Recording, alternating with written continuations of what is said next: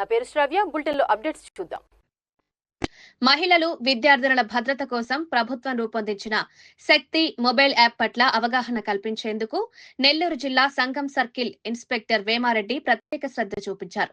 బస్సులో ప్రయాణిస్తున్న విద్యార్థినులకు శక్తి యాప్ పై అవగాహన కల్పించారు.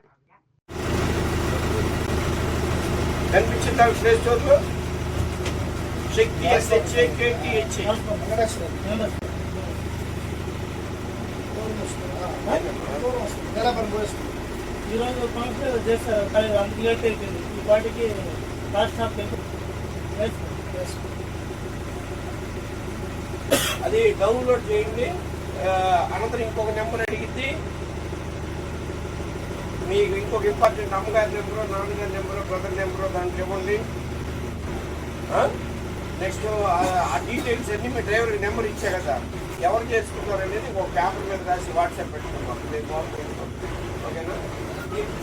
ఈ టెక్నాలజీ ఏంటంటే మామూలుగా మన ఫోన్కి ఏముండాలి, ఫోన్ బయటకు పోవాలంటే ఏముండాలి? Very good decision. Network signal ఉండాలి. ఈ నెంబర్ సిగ్నల్ బల్లే శక్తి యాప్ దానికి కేవలం బ్యాటరీ ఉపయోగిస్తారు. Okay, bye.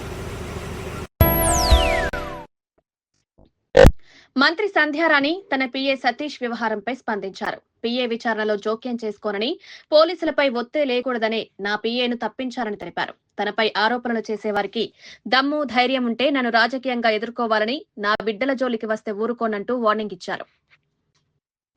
మీకు నిజంగా దమ్ము ధైర్యం ఉంటే నన్ను రాజకీయంగా ఎదుర్కోండి. నన్ను మీరేం మాట్లాడాలంటే కొనుక మాట్లాడండి. అంతేగాని నా బిడ్డల జోలికి వస్తే మాత్రం తస్మాత్ జాగ్రత్త, ఊరుకోను. ఈ రోజు ఎవరు కంప్లైంట్ ఇచ్చారో ఈ రేపు తెలుస్తుంది కదా, వారం రోజులో 10 రోజులు నేను పోలీసులు ఎంక్వైరీ చేయమని చెప్పాను. నేను కనీసం పోలీసుల్ని మనం ఏది కూడా ప్రభావితం చేయకూడదు ఉద్దేశంతో మా పిఏని కూడా తప్పించి నేను ప్రత్యక్షంగా నేను దేంట్లోని దూరను మీరు చెయ్యండి అని చెప్పాం. పోలీసులకు ఎంక్వైరీ చేయమన్నాం. పోలీసులకు వారం రోజుల్లో 10 రోజుల్లో తేలిపోద్ది కదా, సైబర్ నుంచి ఫోన్ డేటాస్ వస్తాయి కదా. వచ్చిన తరువాత అప్పుడు నేనంటే చూపిస్తాను. ఎందుకో తెలుసా, నా మీద మీరేం అలిగేషన్ చేసినా నేను పడతాను, కానీ నా బిడ్డల మీద చేస్తే నేను పడ్డం. నా బిడ్డలు చదువుకుంటున్నారు.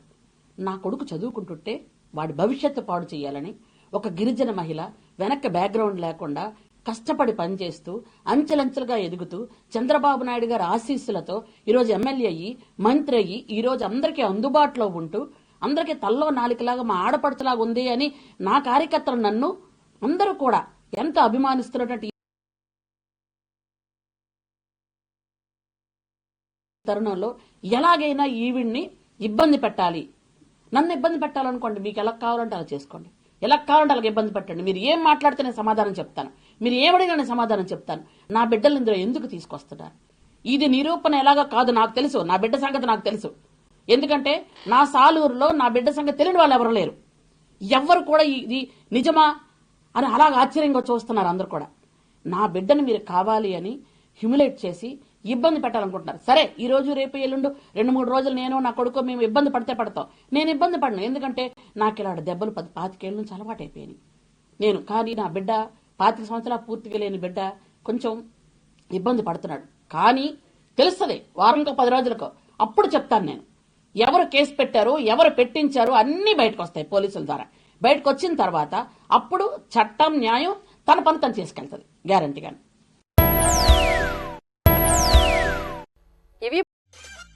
మేము చేసే వీడియోస్ మీకు నచ్చినట్లయితే లైక్ చేయండి.